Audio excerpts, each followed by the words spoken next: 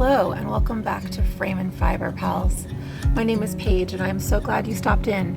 So get comfy and let's catch up. The days are getting longer and we're welcoming the warm sunshine back into our routine. It's been so lovely in these parts.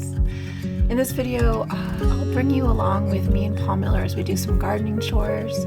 We'll warp up my ridgid heddle loom together, and we'll end our visit with a short chat about the things that I've been up to and working on. So sit back and relax, and let's catch up.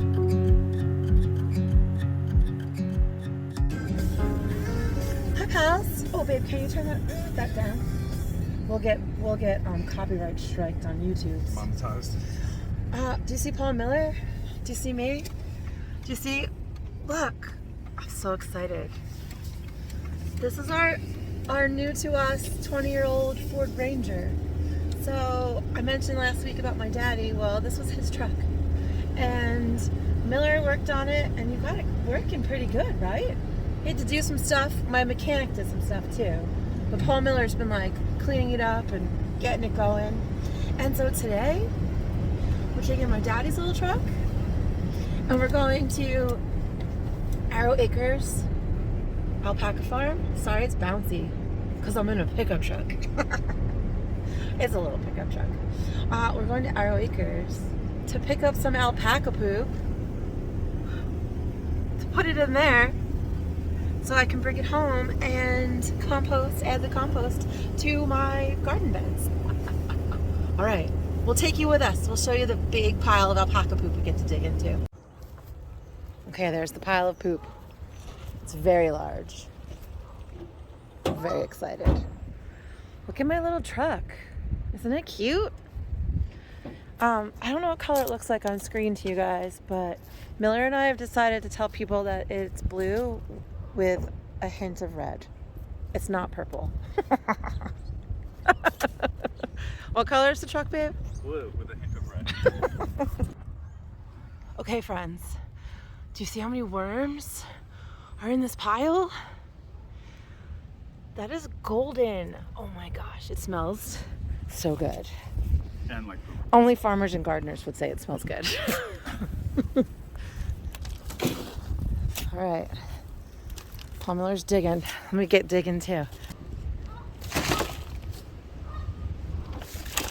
This is a massive amount of amazing compost. Oh, there's gonna be a worm down there getting smushed. What's your alarm?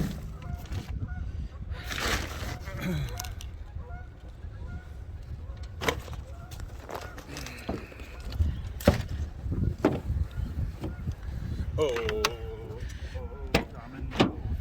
Rua's singing to me? Domino. Babe, if you sing that song too long, do you think I'll get a copyright strike? Maybe. Gotta get the poop off my foot. That ain't happening. Oh man, my dad's truck, he was a smoker, and so the truck smells like smoke, and now it smells like smoke and poop. Yo, that's some poop!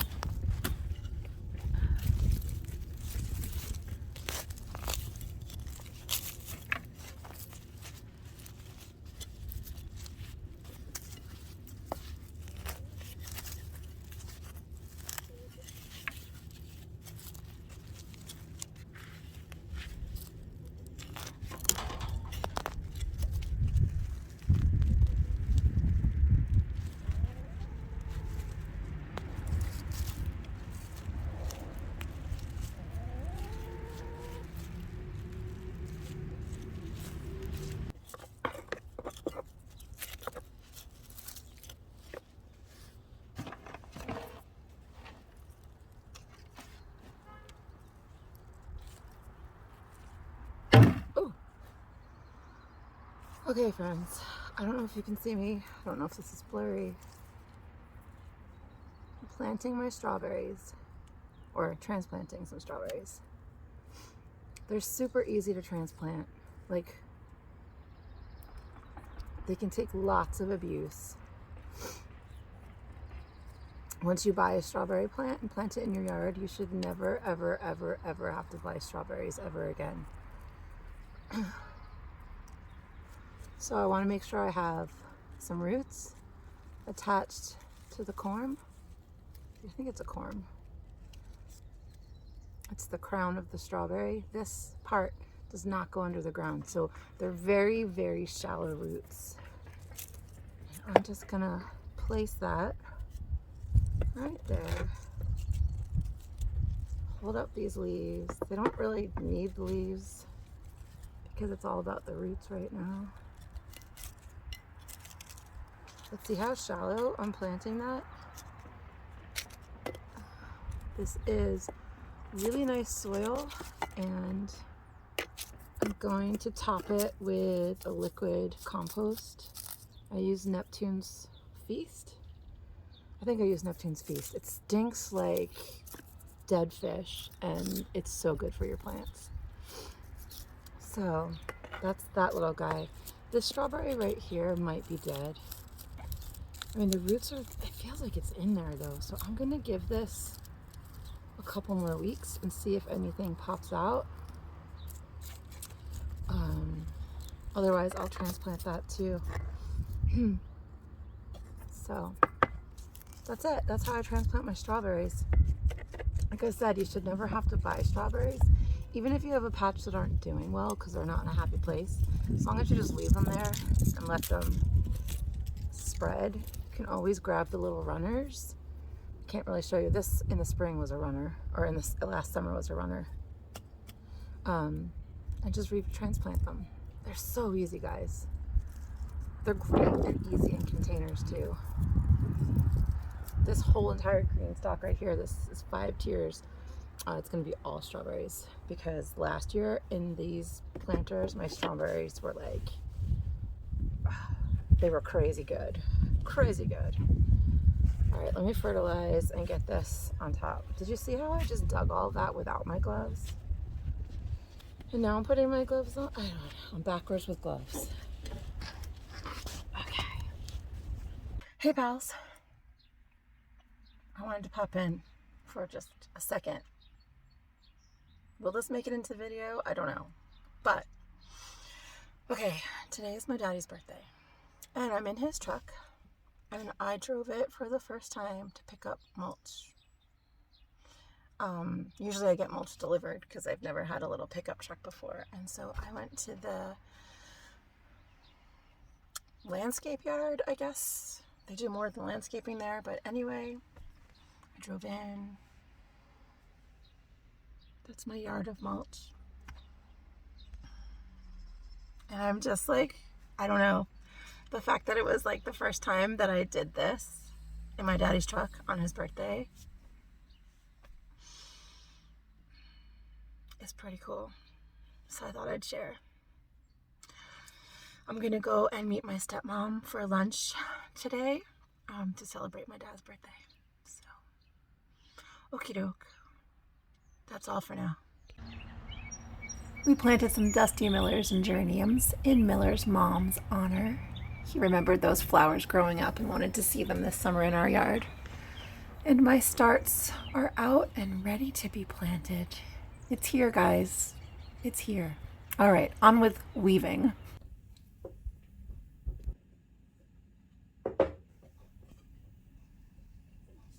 This is a shacked ridgid heddle loom. It measures 30 inches wide. The heddles are 25 inches wide. This is called a flip loom in that it folds in half, so it's really easy to transport. I can bring it back and forth between my house and the studio quite easily. So I am direct warping my yarn onto the loom. I'm not using a warping board, but I am using a warping peg, which you'll see at the end of the table. So I tie on to the back beam. I get myself centered on the heddle. And then you'll see here, I pull a loop up and through a slot in the heddle. And then I take that loop all the way down to the peg at the other end of the table. And I repeat that until I'm finished dressing my loom.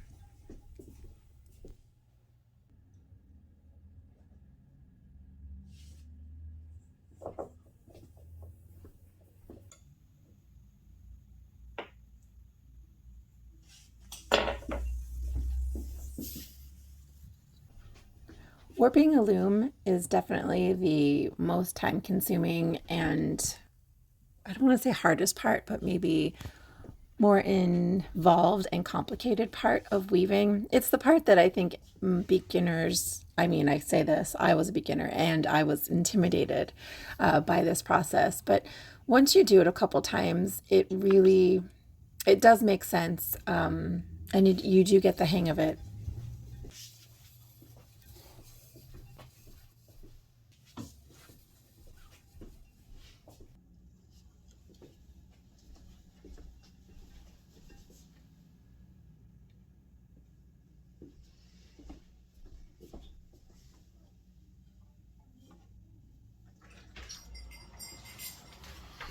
Hi, how are you? That was a lovely little distraction. Hi, Karen and Sam. It was so lovely for you guys to pop in when I was in the middle of doing this. It was nice to see you guys. Customers popping in is always fun. It's fun to catch up. Sam and Karen are customers of mine, but they're also, well, Karen is a knitter. So we have connected here on Instagram. So here she is. She's all dressed and ready to move on to the next step.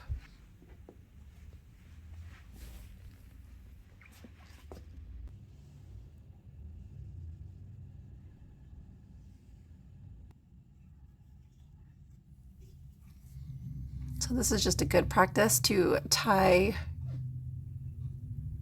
your warp together. So when you're in the process of cutting it, nothing weird happens. Although this is weird. Usually I take the warp off of the peg and then cut it in half. I don't know why I did it this way. I think it's because I was filming and I was feeling nervous. But there she is. It's off. And now it's time for me to wind it onto the back beam. This is a slow process. I used to do it faster, but I have found that if I take my time to make sure that every warp end is not, or is straight, that there's no twists, you'll see I lift up the warp and then I lay it back down, and that's just to keep my tension even while I do this. I used to have Paul Miller hold on to it and then I would wind it quickly. And I just found that although the tension was nice because Paul Miller had tension on it as he was holding it and I was winding, I didn't go slow enough to do this process, which was to just make sure all of my ends were nice and straight and tidy. It just makes for a more enjoyable weaving process when I get to the weaving point.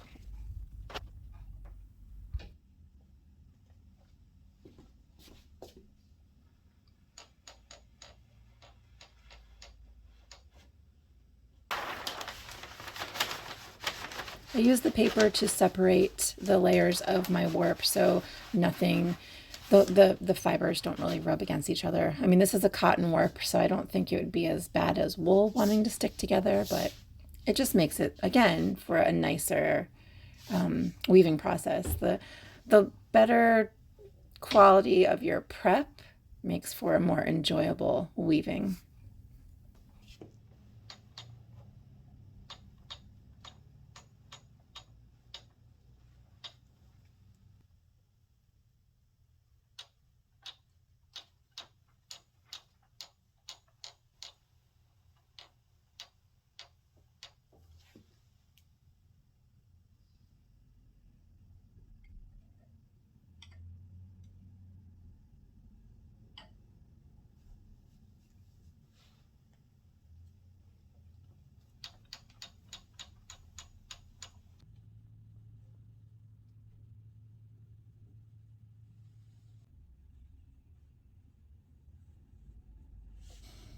So now that I'm closer to the end, I untie it so that the ends can lay flat, and then I'll wind a bit more.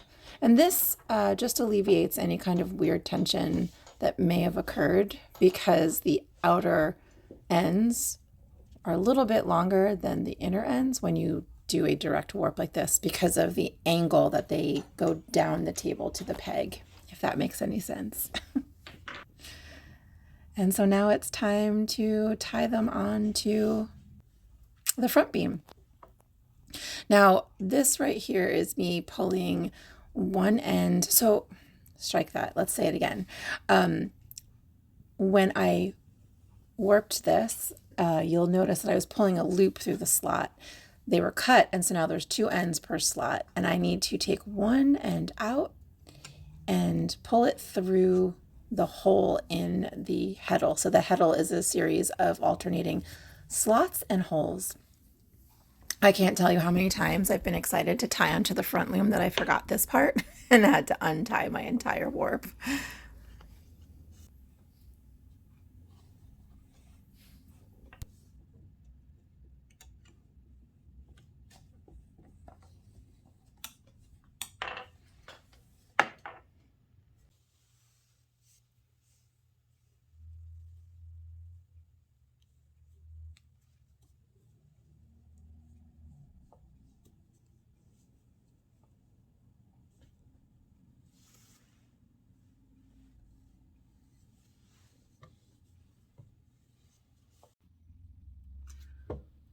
Just wanted to check in here at this point of warping. I forgot to bring my tie-on string to the studio with me, so I'm going to finish up tying these little knots. Once these knots are tied, I feel secure folding my flip frame and bringing this home for the weekend to get some weaving done.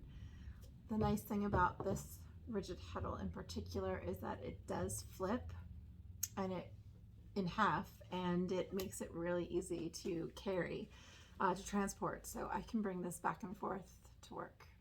So yeah, I'm gonna finish tying my little loops and tie it onto the front beam when I get home. It doesn't work quite so well. Hold on. Hi, Barbara. That's better. I just cracked myself up. How are you? So I finished. I'm good. How are you? my Hold on. Let me turn you off for a Bistro second or sweater pause you. in the Arctic. Barbara. Okay. All right. I'm home from work, and I decided to show you how I tie on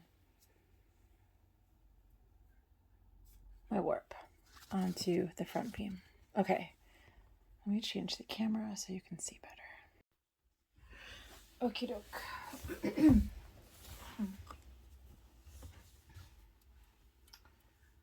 Of course, I'm starting over here. I hope you can see.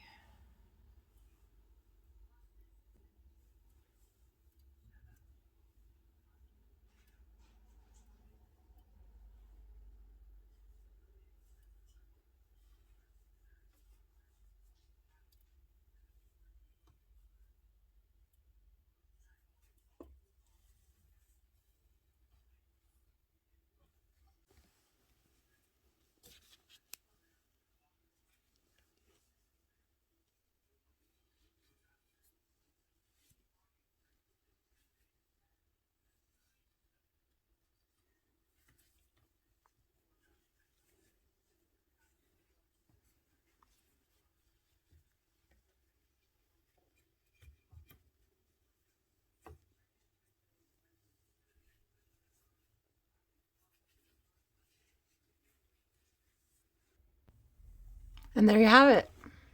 Insert harp music here and start weaving. The back needle is we're going to purl two together. We go through here and we purl the stitches together. We've got so far. Okay, one more thing before we get into the knitting. This is yarn that I am working up, and I want to use it for Watkins Cardi by Whitney Hayward, but I don't know if I'm overthinking this, so please leave me a comment and let me know what you think. But I love these colors, so much, but look at the color work and let me know what you think. My swatch came out and I don't love the swatch so much. So give me your opinion. Okay, on to the chatting. Well, hello, my pals. Welcome to the chatty part of this video. I'm going to catch up with you just on some life update and some knitting. You'll have seen, I think, a video snippet of my time of knitting at a wrestling tournament, my nephew's wrestling tournament. It was a long day. Wrestling tournaments are long, which is good because I got lots done on socks. So I don't know if I've talked to you guys much about it, but I have in my possession a sock knitting machine, an Erlbacher cranking cylindrical machine. It's not mine, belongs to some of my friends. But I've been using it. I've been cranking socks. And it's great to have the tubes because they're just ready to go. Heels, toes, and cuffs. Cool. And what I've liked about it is I'm able to crank up tubes, knit some toes, knit some cuffs, and then I can set these aside and I can make them for myself, which is fine, and put the heel where I need it, or I could, use it as gift knitting. I mean, whipping up a couple heels takes no time. And so I can I want a stash of ready to go, just needs heels socks. And so that's what I was able to start at the wrestling tournament. So I got these toes and these cuffs done. This is yarn dyed by Lisa of Fiber Nymph Dye Works. This was a colorway that she sold back in like 2018, 17. I don't even remember, but it was at a Needles Up. It's called Woodland Creatures, I think. Something with creatures. I think it's Woodland Creatures. Anyway, super fun. And then I did that toe and that heel. And did I finish this? No, I just picked up. So I finished that toe and that heel. Now, I didn't have with me a tapestry needle, and so I couldn't Kitchener the toes closed. So this is the first time that I did the draw through all of the loops and cinch it closed. And I have to say, like, they don't look weird. They don't look bunchy. So I might make this pair for me just so I can try them out. This colorway right here, which is what I'm using for the heels and the toes and, well, the heels, not the heels and the toes and the cuffs. Maybe I'll have enough to do heels, but I'm not sure. This is all I have left. This is the most precious yarn to me. This was dyed by Julie of Sweet Sparrow Yarns. This was her ice cream shop colorway. It looks like Neapolitan ice cream. Plus, well, Neapolitan is chocolate, vanilla, and strawberry. This has chocolate chip mint in there too. This is one of my most favorite colorways of all time. And I only had one skein. And this was from 1,000 years ago. I don't even think Julie does self-striping anymore. So, and then when I was cranking, I brought a ton of cranked tubes with me. This was a monster sock. I didn't knit this for the monster sock cal, which always happens in October. I cranked. And so you can see right there, I've got some more of Julie's yarn. And so this is my scrappy tube that will eventually turn into socks as well. So that's my knitting on socks. and I'm enjoying it. I mean, who doesn't enjoy a good pair of socks? I just like the idea that I could have all of these ready to go socks waiting to be gifted.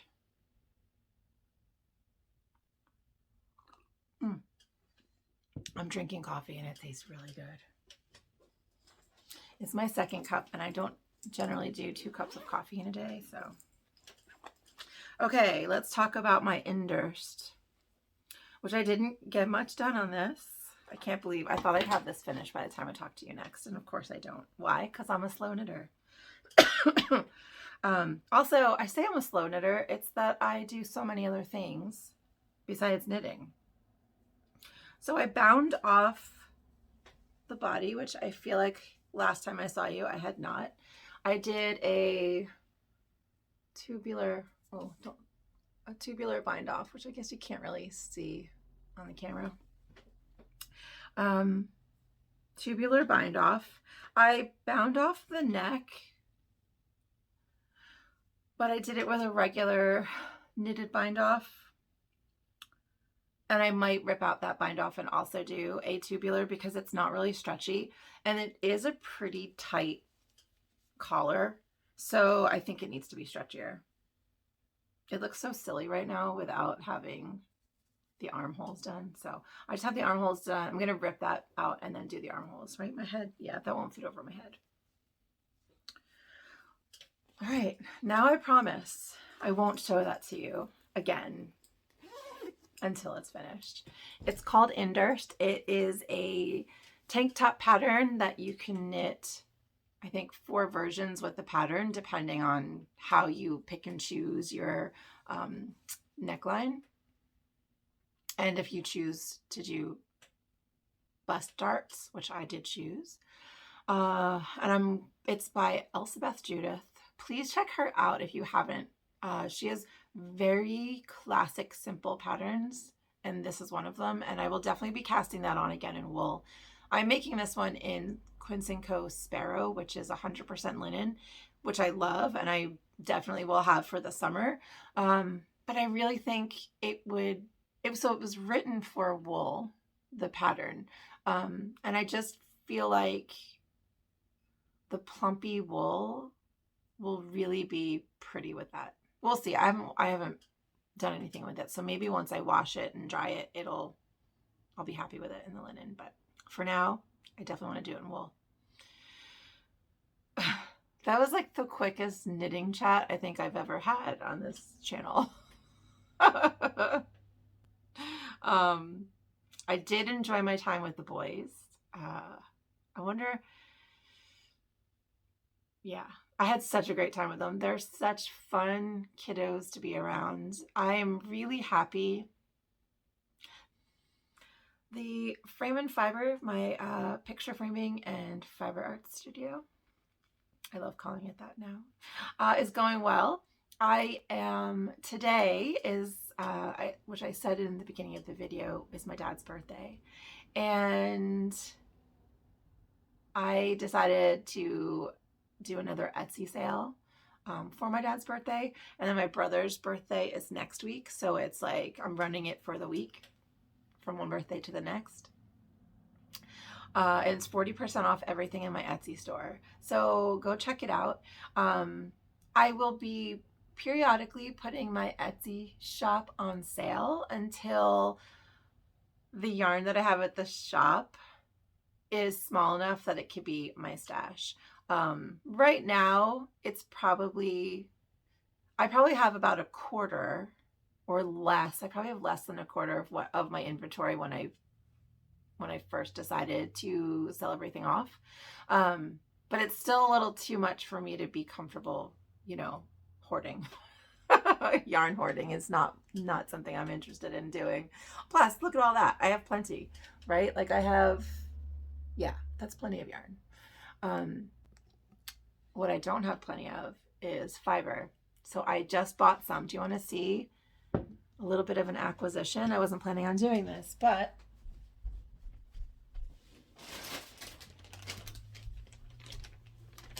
since we're in my little home studio and not at the store, Wait, I should probably finish my thought on the Etsy, right? Yes. So Etsy the sale is from April 5th to April 12th. 12th or 13th? I think I ended it on the 12th. So please go check that out if you're interested. I'm trying to think if there's anything else to say about that. No, I think that's it. I wanted to mention too that although I will not be selling yarn at the store locally anymore, picture framing is, I don't have any picture framing to share with you this week. But maybe I'm going to throw a little snippet in here and let you see what I call my oops frames, which are frames that I make out of scrap molding that I have, discontinued molding that I have, or on the occasion where I don't measure twice and cut once, I make out of my mistakes. Most of them are standard sizes, so 8.5, or yeah, what do I start with? 4x6, 5x7, 8.5. No, 8.5.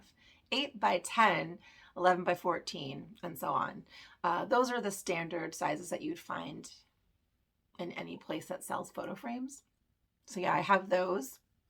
They are deeply discounted. They're about 50% off compared to if you brought something in for custom framing.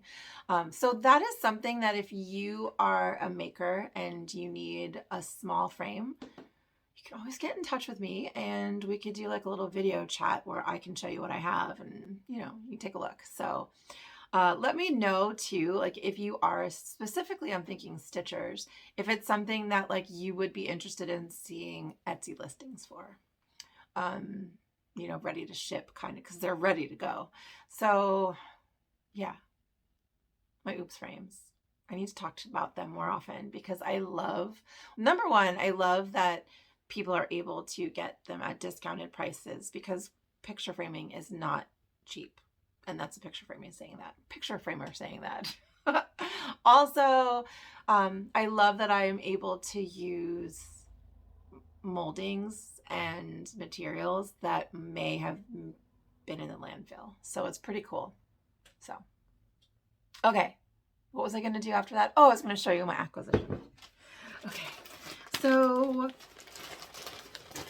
this is a yarn dyer. And yarn and fiber dyer. Her name is Emily and the business is called Wolfiend Fiber. Wolfiend is, I forget exactly how she and I met. It was on Instagram, I'm sure. I've loved everything she's done for so long, and she did a trunk show at my shop. She also dyed up a bunch of fiber for me when I was having Marsh of Hay Brownberry come and do spinning classes at the studio. So she's just I enjoy her and I love the stuff that she does. So check out Wolfiend Fiber. Her shop is on Etsy and she is on Instagram as well. So this is a 23 micron organic merino. And I'm buying colors that I want to, like this right here, I want to design a weaving around. And I'm thinking that I'll spin some of it thick, I'll spin some of it thin, and then I won't spin some of it. Maybe some of it I will keep roving. And so I'll have different textures in the weaving. It might be a bit of an experiment, but we'll see how it goes. So that's one. This is another one that I want to, what's it called? This is called Tidal. It's 4 ounces of the 23 micron organic merino. This one is called Succulents, and it's a 60 Polworth 20 de-haired llama and 20% rose fiber. How cool is that? And the color, did I say? It's called Succulents. It's 4 ounces. And that will be an incredible weaving too. I definitely like this one. I'm going to experiment with this one first. And then this is going to be a weaving that hopefully will inspire someone and they will want to buy it for their house. All right. And then this is gray. Do I say, is it Chiviot? Chiviot? Chivio? Chivier? I don't know how to say it.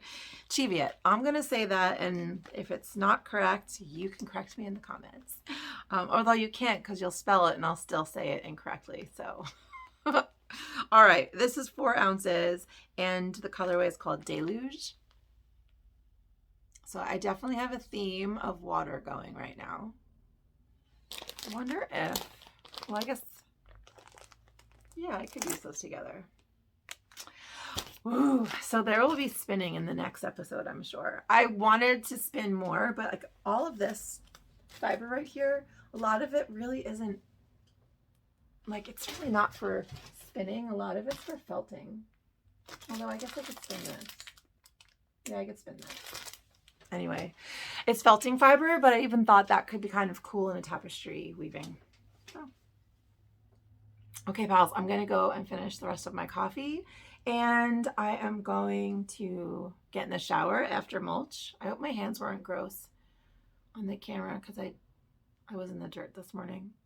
And I'm going to get in the shower. I'm going to go visit and meet with my stepmom for lunch today. Her lunch break. We're going to go and have lunch for my dad's birthday.